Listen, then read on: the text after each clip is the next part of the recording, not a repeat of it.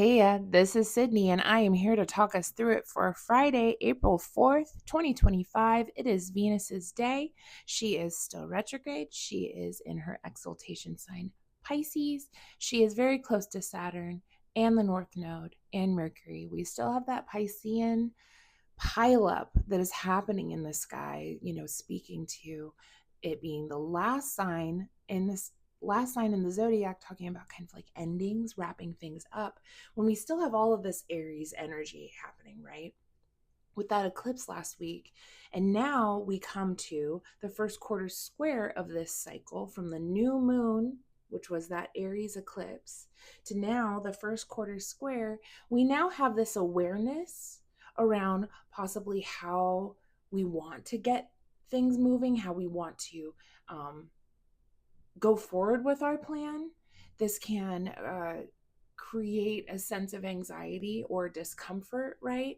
Because we're trying to find our way forward, push our way forward, and we're feeling a little bit uncomfortable. And we're also feeling that cardinal energy, like having to do something, this impulsivity, this emergency kind of feeling. I have to do this. I have to get it done. So it is a working aspect, certainly. We do have some other major things happening today. So I think Friday's pretty active. We have Saturn in Pisces will be sextiling Uranus in Taurus. So, the sextile is a friendly aspect. Saturn speaks to, our structures, our culture, government, laws, a sense of boundaries. To a certain extent, not really morals, but boundaries that we have. And Uranus is, new, ingenious, eccentric, inspired ways of doing things. When we come into contact with Uranus, it kind of can inject a sense of freshness, of electricity, of differentness. And so with this sextile, I think that there is maybe a new, fresh way that we can go forward in setting up our new foundations. I think that it just kind of shakes Saturn up, right? In a way that is a little bit more friendly. The sextile, again, is a friendly aspect. This isn't a jolt. This is the ability to use kind of new, fresh data around the ways that we are trying to possibly reestablish ways in feeling secure and safe. Uranus and Taurus is really shaking up our sense of stability right now. And then Saturn in Pisces is like restructuring the dream, restructuring visions, the ultimate vision that we hold. And so this could be a fresh way of going forward, these two things working together. 10:47 a.m. is when that first quarter square really clicks into place. Now it's going to be forming all day. So I think that midday, we're probably going to be feeling very aware of what we had started, and now there's an awareness and a push. Like, we got to move forward. We got to keep moving forward, right? And it's not comfortable. Remember, the squares aren't comfortable, and it's cardinal. So we feel that immediate need to do something. 4:04 p.m. Pacific Standard Time, we have the Mars in Cancer, which is still out of bounds, sextile Uranus and Taurus. And so I also think that this is like a new way of moving forward, a fresh perspective on how we can move forward with our desires.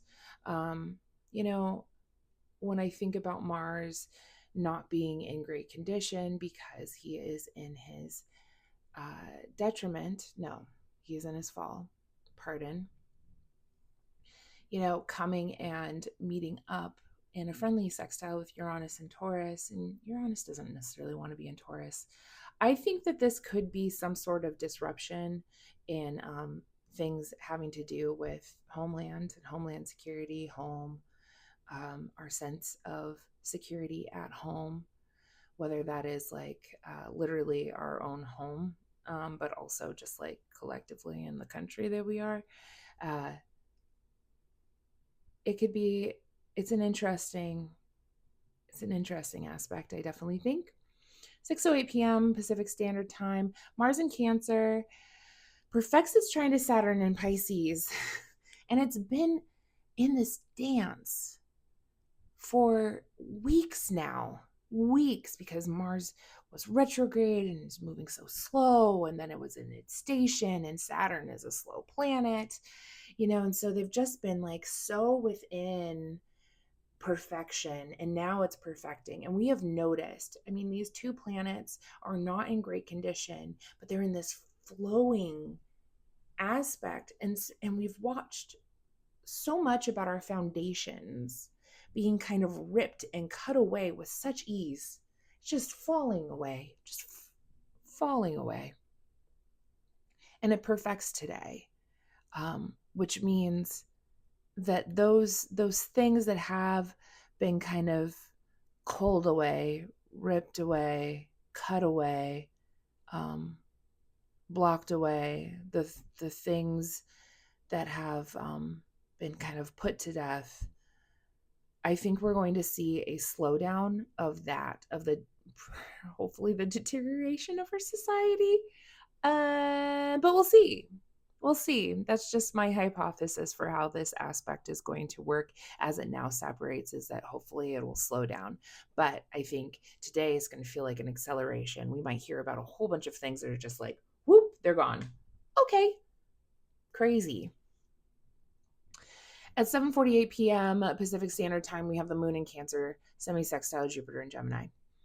Semi-sextiles can be kind of uncomfortable. They're not quite there.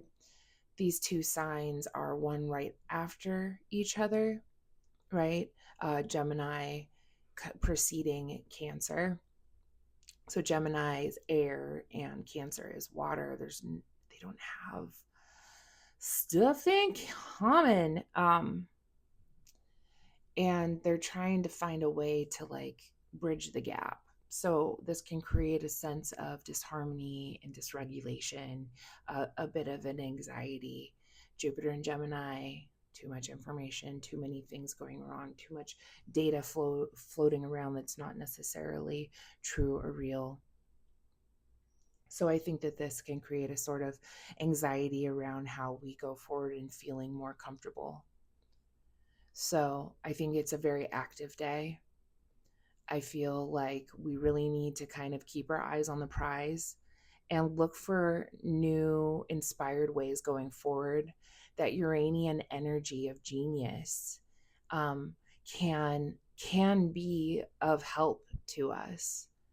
And I think that there are some intuitive hits, right?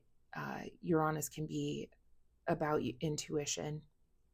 Some intuitive hits coming that kind of help us know how we can go forward in this moon cycle, right? In completing whatever our Aries new beginning was, as we come to the halfway point before the full moon, where we see the culmination, right? We see it come out to light. So right now we're looking at it with like, oh, is this going to happen?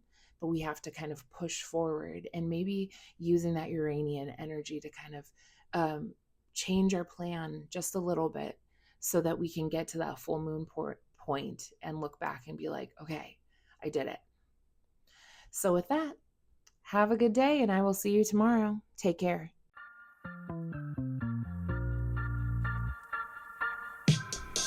Hey, thank you for listening to today's Astro Weather with me.